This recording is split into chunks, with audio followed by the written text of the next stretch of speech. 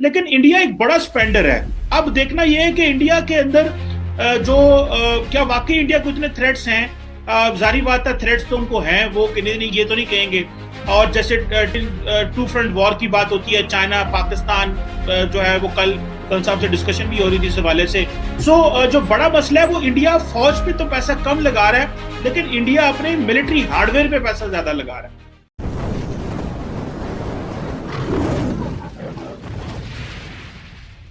जी कि हम चाइना के सिक्योरिटी डायलेमा में आ गए। अभी आप देखें ना कि जो इंडिया है वो ऑलमोस्ट तकरीबन, if I am not wrong, तो बड़ा कल साहब, if I am not wrong, it's around 71 billion dollar कर रहे हैं अपनी डिफेंस पे लगा रहा है। चीन जो है कुछ 261 बिलियन डॉलर लगा रहा है, और यूएस से कुछ 732 बिलियन डॉलर लगा रहा है। तो इंडिया जो है वो क्रॉस कर गया बहुत सारे मुल्कों को, लेकिन उसमें थोड़ी सी और भी होता है, पेंशन वगैरह और बाकी सारी चीजें डाल के जो वेटरन्स के खर्चे होते हैं। लेकिन इंडिया एक बड़ा स्पेंडर है। अब देखना यह है कि इंडिया के अंदर क्या वाकई इंडिया को इतने थ्रेट्स हैं। जारी बात है, थ्रेट्स तो उनको हैं, वो नहीं, ये तो नहीं कहेंगे। और जैसे टू फ्रंट वॉर की बात होती है, चाइना पाकिस्तान जो है वो कल साहब से डिस्कशन भी हो रही थी इस हवाले से। जो बड़ा मसला है वो इंडिया फौज पे तो पैसा कम लगा रहा है, लेकिन इंडिया अपने मिलिट्री हार्डवेयर पे पैसा ज्यादा लगा रहा है। This is where I think ये भी डिस्कशन हो रही है कि भाई ये क्या बात है। और इंडिया में ये क्रिटिसिज्म हो रहा है कि गन्स ओवर बटर, कि भाई आप लोग जो है वो गन्स पे ज्यादा फोकस कर रहे हैं और बटर खाने पीने पे आप फोकस नहीं कर रहे हैं। लेकिन जारी बात है कि इंडिया को अपना एक ग्लोबल स्टेचर दिखाना है। India is a naval power as well, और फिर इंडो पैसिफिक में बहुत ज़्यादा इंडिया की मांग बढ़ रही है। तो मेरा ख्याल है कि इंडिया अपना जस्टिफाई कर सकता है। और फिर ये एयरक्राफ्ट कैरियर्स भी मेरे ख्याल है तीसरा बिल्कुल तैयार कर रहे हैं। अब गो के चैलेंजेस हैं, लेकिन फिर भी having an aircraft carrier means a lot for a country and for a navy and for that gives the confidence to the nation and to the armed forces in fact.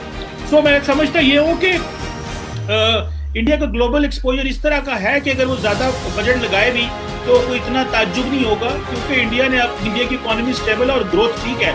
लेकिन फिर भी looking at the size of economy, looking at the poverty, looking at the people who are living $1 a day, जो कि 600-700 million लोग इस वक्त $1 a day पे गुजारा कर रहे हैं।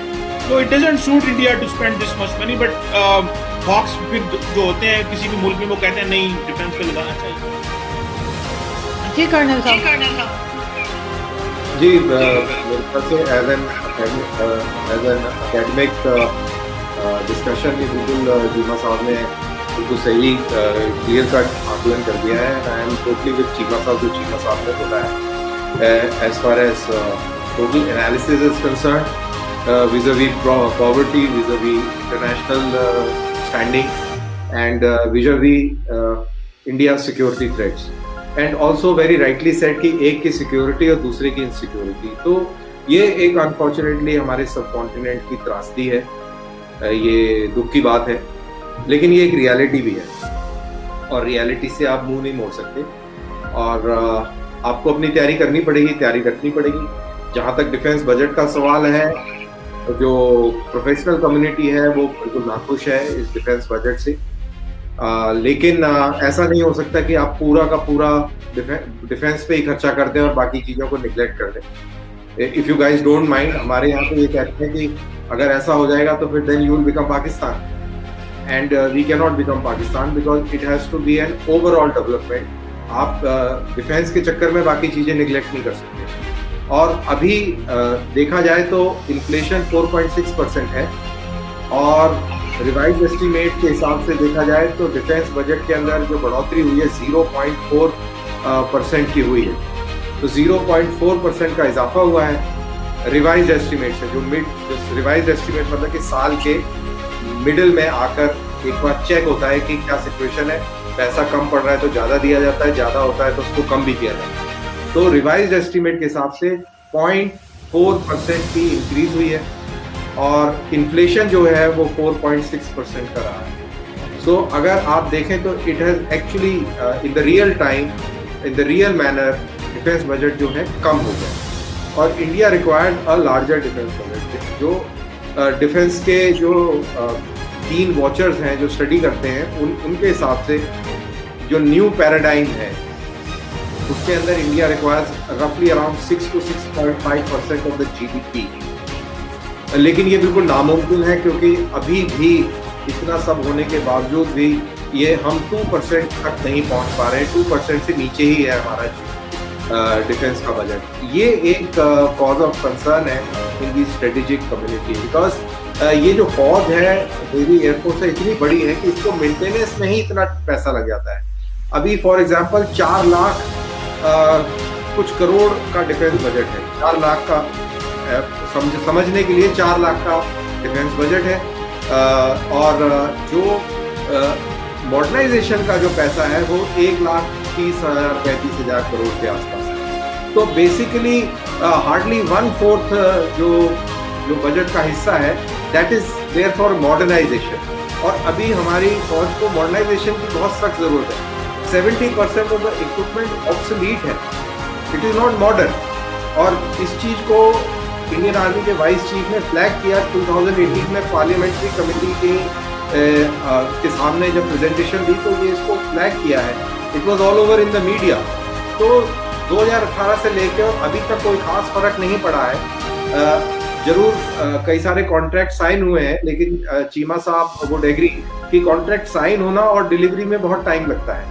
अभी रफाल का कॉन्ट्रैक्ट 2014-15 में साइन हुआ था और अभी तक उसकी डिलीवरी नहीं है, और डिलीवरी भी वो मेरे ख्याल से इस साल के आखिर तक होगी 2021 के, और वो भी कितने, सिर्फ मात्र 36 जहां।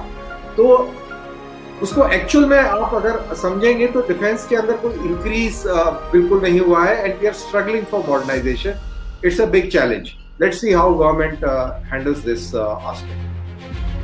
बिल्कुल जी, लेकिन चीमा साहब ये कब तक चलता रहेगा कि भारत ने ये कर लिया तो हमें भी करना है? अगर भारत ने, जैसे आप कह रहे हैं, न्यूक्लियर एसेट्स बनाए तो हमारी मजबूरी हो गई, ऐसे ही वहाँ पे कोई एक्सपेरिमेंट होता है, कोई तजुर्बा करते हैं वो किसी मिसाइल का, तो फिर हम भी करते हैं। ये दौड़ कब तक चलेगी और इस दौड़ से होगा क्या? देखिए जी, हम कोई भारत के मुकाबला नहीं कर सकते डिफेंस में। उसकी देखिए ना, हमारा टोटल जो डिफेंस बजट है दैट इज $10.23 बिलियन। इनका बजट जो है वो तकरीबन that is around $71 billion including there pension bill जो है, ठीक है जी। वैसे इनका जो बजट है वैसे कोई दैट इज $62 बिलियन। एंड वैसे तो इसको ओवरऑल देखा जाए तो India 3rd largest military spender है according to the Stockholm Institute of Peace Research जो है सिपरी के मुताबिक। तो 3rd बड़ा, और दूसरा ये पिछले 10 साल से दुनिया का सबसे बड़ा जो आर्म्स इंपोर्टर है भारत, आपको पता है कितने में सबसे ज्यादा फोर्स मॉडर्नाइजेशन किया, लेकिन इसके बावजूद पिछले फरवरी तमाशा हो गया। तो वो पिछले फरवरी। तो ये जो मूछ की जो बात है, ये एक्चुअल में इट कम्स टू ईगो। जो आपकी जो मेरे को बातों से लगा कि it boils down to ego, it boils down to क्या बोलते हैं उसको कि जो कॉम्पिटिटिवनेस और sense of you don't mind, एक इंफीरियरिटी कॉम्प्लेक्स आपने खुद ही नहीं ये आपने किया, तो हम बराबर ही बन के रहेंगे, हम छोटा नहीं बनेंगे। तो मैं आपको सिर्फ एक एग्जांपल देता हूँ, और हर बार देता हूँ, all the Pakistani people I tell कि आप पाकिस्तान बन के रहिए, आप बांग्लादेश से सीखिए जो ईस्ट पाकिस्तान। आज उसको कोई पूछ नहीं मरोड़ रहा बांग्लादेश की। बांग्लादेश ने भी 2 सबमरीन खरीदी है अभी चाइना से, और बांग्लादेश बड़े रिस्पेक्टफुली रह रहा है। बांग्लादेश की जो इकोनॉमी है एक टाइम में, अभी पिछले दिन में इंडिया से ज़्यादा थी, और वहाँ पे चीमा साहब तरक्की हो रही है। वहाँ पे जो बुरा हाल था आज से 10 साल पहले वो आज नहीं है। And you mark my word, जिस तरीके से जिस रास्ते पर ईस्ट पाकिस्तान या आज का बांग्लादेश चला हुआ है वो बहुत आगे निकल जाएगा। आपके साथ का ही था वो कहाँ चला गया, उसको कोई तकलीफ नहीं है, मूछ की कोई तकलीफ नहीं है। ये आप लोगों ने एक तकलीफ बनाई हुई है, और हम लोगों को, जहाँ तक हमारा सवाल है, प्लीज डोंट माइंड, हम लोग इतना ज़्यादा ध्यान भी नहीं देते हैं। एंटरटेनमेंट होता है बट हम ध्यान नहीं देते इसमें। ये एक आपको बड़ा अजीब सा लग रहा होगा कि हम वी डोंट, आई मीन ठीक है, दैट्स ओके, पाकिस्तान है और ये है, कभी इंटरेस्टिंग ट्वीट आ जाता है इमरान की तरफ से और ऐसे करके, तो वो बस ठीक है, वो अच्छी बात है। I mean I have got nothing to say. और अगर आप दुश्मन टू दुश्मन बात करेंगे तो मेरे ख्याल से ये अच्छा है कि आपकी मूछें ऊपर रहें, टाइट रहें और उस पर नींबू भी टिका लें तो और भी मजबूती आ जाएगी। तो ठीक है, अच्छा है, कोई इशू नहीं है, बल्ले बल्ले है वो, उसमें फायदा हमें ही होगा। जैसे मैंने बोला कि कश्मीर डे मनाएं आप, और मैं कह रहा हूँ कि हर महीने के 5वीं तारीख को कश्मीर डे मनाएं, हर एक फोरम पे आप कश्मीर की बात करें, आप पूरी मूछें ऊपर करके रखें, डिफेंस पे इससे डबल खर्चा करें और पूरी तैयारी में रखें। जिसको बोलते हैं ना पहलवान पटानू तेल लाके रखता है कि बस हुण पट खड़का देने हैं, तुसी पूरी तैयारी च रहो और इंशाल्लाह हमारा मकसद पूरा हो जाएगा।